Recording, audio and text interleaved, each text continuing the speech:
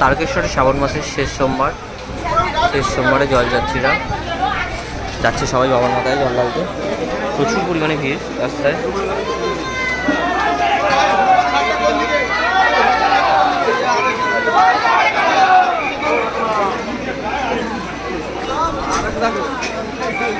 এটা বাবার মন্দিরের দিকে সোজা রাস্তা।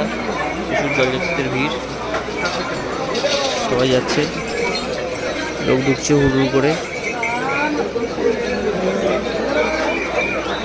কিন্তু সবাই যেটা যাচ্ছে এই দিকে, এটা স্পেশাল লাইনের রাস্তা, মানে স্পেশাল লাইন 100 টাকা করে করেছে এখন, জানি কেন এবছর থেকে শুরু করেছে নতুন জিনিস। সব স্পেশাল লাইনে 100 টাকা করে। এখন সবাই যাবে স্পেশাল লাইনে, জল ঢালবে 100 টাকা করে। তারকেশ্বরে বাবার মন্দিরে এবারেও ব্যবসা শুরু করে দিয়েছে।